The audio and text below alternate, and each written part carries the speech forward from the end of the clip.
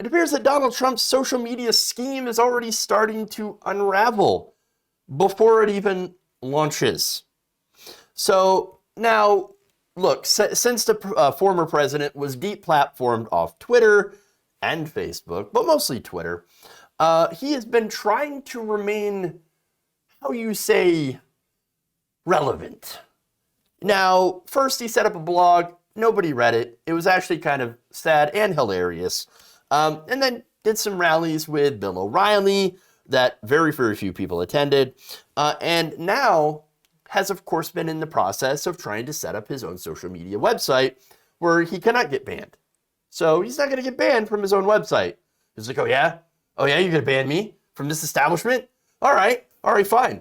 I'll go make my own social media site with hookers and blackjack. Which is a reasonable response, of course. No. Now, that social media site is called Truth Social. And it's supposed to be one of those free speech sites. But of course, if you go on it and you sign up for it, there's actually a ton of rules. Because of course, right? But some of these rules are pretty weird. Like you can't harass anyone, I should say. Now, of course, you can't harass people on Twitter, or at least you're not supposed to. But this specifically says you can't make fun of the site or the people who work on the site. It's kind of hilarious. Again, the whole irony of calling it a free speech website and then saying, by the way, you can't make fun of me or the website or anything like that, or you're going to get banned. Okay, well, fun. But anyway, now, Truth Social, again, there is a company that was set up. It's a special purpose acquisition company, SPAC, that basically is going to merge with Truth Social to give it all the funding that it needs. Now, right now, the special purpose acquisition company is actually, let me get the name here. Let's see. Digital World Acquisition Corp. Sorry, I should have known that. Digital World Acquisition Corp is a shell company that was set up to basically get a whole bunch of money from investors and then use that money to merge with Donald Trump's company, giving it all the funding that it needs. So now, these companies are called blank check companies. Again, they're created solely for the purpose of merging with an existing company after getting a whole bunch of investment money. Now, fun fact, these companies, these shell companies, are actually referred to as the poor man's private equity fund. There's a couple of reasons for that. Now, for one, it actually allows the public to buy shares before the merger or acquisition takes place. And by the way, in this case, the investors, the people that are able to buy the shares, had no idea what they were going to merge with. So that's very interesting. Now, here's the thing. Why would you need to set up an SPAC to get a bunch of investor money if you're worth billions of dollars? Why would you need to have the poor man's private equity fund if you're a billionaire? Weird. Now, another fun fact. So the return on investment for an SPAC turns out to be pretty poor unless you're one of the first ones in. So if you're like, for example, a sponsor, then, you get in, you buy the stock when it's super, super cheap, when it's pennies on the dollar, and you're one of the first ones to pick up all those shares. And then later on, you dump it. You dump it after the stock prices are worth much more, after a lot of people have bought in. So now, another fun fact about these SPACs is they tend to pop up around times where there are economic bubbles. Can you think of any bubbles that are happening right now? I can. Now, as I've said before, if you are considering investing in anything related to Donald Trump, my advice would be to don't do it. Now, most people on Wall Street know that. Most banks are like, I ain't getting within 10 feet of Donald Trump. Not at all. Not at all. Yet, one investor found out the hard way. Actually, several investors have found out the hard way that, oh no, the thing that we invested in, turns out it's tied to Donald Trump. Not good. Now, in this case, this was, and this was reported by Axios on Thursday, one private equity investor, Brian Shevland, is suing the CEO of Digital World Acquisition Corporation. Shevlin, they explain, was an early director nominee of DWAC, but claims in a lawsuit that he was removed by CEO Patrick Orlando without any warning or notification, a move that denied him thousands of shares and the ability to buy more stock at very, very low prices. So basically, Orlando denied him the ability to buy up stock super cheap so that he can later on unload it on some other poor sucker down the line. And that's how these work. That's how these SPACs generally go. Again, economic experts are like, yeah, SPACs are terrible for return on investment. You don't get return on investment on those. It's always in the negative. Now, the complaint suggests that conversations between Orlando and Trump had began months before DWAC even went public. So basically what they're saying is, guys, we had no idea that they were planning this in advance, that they were planning to use DWAC to merge with True Social so that our money could go fund Donald Trump's ridiculous social media site. Now, the other thing is, and this is where the legal part comes in, right? So now apparently that violates federal security law, not letting investors know that there was contact, that there was a plan, a merger plan that was put into place in secret before it even went public. In fact, the New York Times report, or I should say another New York Times report, had backed up the fact that no one else knew about that eventual merger, not even, again, other investors, or at least most of them didn't. In fact, the Times reported this, quote, "The details of Mr. Trump's latest partnership were vague. The statement he issued was reminiscent of a kind of claims he made about his business dealings in New York as a real estate developer. It was replete with high dollar amounts and superlatives that could not be verified." Very, very tremendous. What a amazing, beautiful deal. Very, very good. It's going to be huge. It's going to be the biggest thing ever. Or can we have some details? No, you cannot. All I can tell you is that it's going to be tremendous. Now, one investor, Saba Capital Management, had no idea at the time of the initial public offering that Digital World would be doing a transaction with Mr. Trump, according to a person familiar with the matter.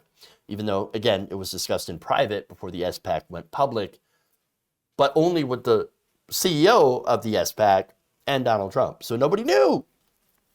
Now, it's also noted that the DWAC originally planned to pass on the Trump deal due to opposition from board members who rejected an affiliation with former President Trump on for personal reasons. Is it really personal reasons, though? It feels like, no, everybody knows how Donald Trump is the worst at business. He's a terrible businessman. He destroys everything that he touches. Honestly, who in their right mind would invest in anything that Donald Trump had done? Unless, of course, you're an early adopter. So now, and that's the other thing. That's where this leads me to the guy who's doing the lawsuit. His problem is, I got kicked out. I got denied the option to buy stock when it was super, super low. Because again, later on, and this is a pump and dump scheme, essentially, is what I'm going to explain. You buy low, all this stock, and then you dump it on somebody else when the stock price rises. You make lots and lots of money, but the poor sucker that you dump it on that buys that stock off you because they think, oh, this SPAC, this merger is going to be fantastic. This social media site's really going to take off. No, they get left holding the bag. This guy's mad that, no, I got kicked out before I was able to make my money. Pump and dump. Pump and dump. I mean, again, this social media site, this website is destined for failure. Now, for a couple of reasons, right? For one, making a social media site is actually pretty difficult. It really is. It really is. It's expensive, it's time consuming, and plus, we already have a lot of them. So we already have a lot of different options. Again, you've got Facebook, Twitter, you have Instagram, you have LinkedIn, you have, not to mention all the weirdo, other social media sites that right-wingers are creating, like Gitter and Gab and Telegram and, all the other ones that are filled with Nazis. You have all of those. Now you're going to put Truth Social. You're going to do that, and you're going to get into this field where the return on investment, once again, is incredibly bad. You as an investor, not interested. Not interested. A good bet, again, would be to get in there when it's like $1 or 50 cents a share, right? And then get out when it's $40 a share. You've made a tidy profit. You're out, but the poor sucker who bought it, they're probably going to end up seeing their stock price, the stock price fall, and their return end up in a net negative. And the other reason, of course, this is going to fail is because look at who they're catering to. A very niche audience of diehard MAGA cultists. There's not a lot of those people in this country. Honestly. How many people are going to sign up to get on Truth Social, and basically what they're going to end up with on that website, and we've seen this among many other people who are on the right who sign up for these things. What do? They get bored. There's nobody to talk to. It's just a circle jerk. A lot of them just want to go and troll the libs. And so libs aren't signing up for those websites. Why? Because, well, let me tell you from my personal experience, right? Because I don't want to give these a-holes my personal information to sign up for their stupid, scuffed website. And by the way, speaking of giving them information, y'all remember the story where, I talked about this. This has been reported by a lot of different outlets where you had hackers immediately getting in to the beta version of Truth Social. And it really was beta. It was not good.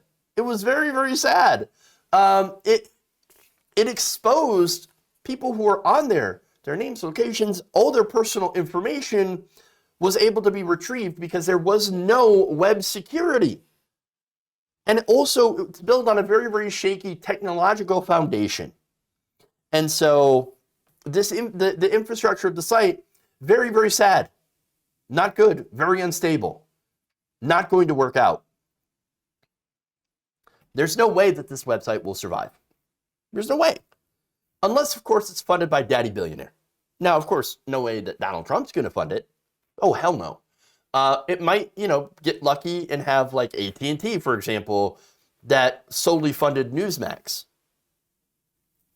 to the tune of millions of dollars. Because guess what? Without Daddy AT&T, Newsmax would have no money. Wouldn't make any money. So what's the money-making scheme? How do you make money on a social media platform? Especially if you're tied to Trump, who advertisers don't want to touch. And investors mainly don't want to touch. No, it's going to fail, and it's going to fail hard.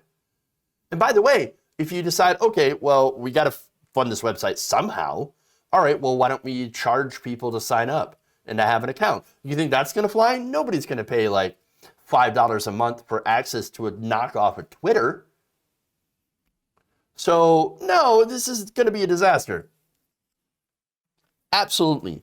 And by the way, when it doesn't get the numbers of people signing up that he wants, what do you think is going to happen? Donald Trump's going to drop it like a hot potato. Or, his niece, Mary Trump? Or his ex-wife? Or, any of his financial obligations? You get the point. He's going to run away from it because it's sad, baby. It's just like if not enough people show up to one of his rallies and sit in the stands, he's not going to come out anymore. No, I don't give his website a very long life at all.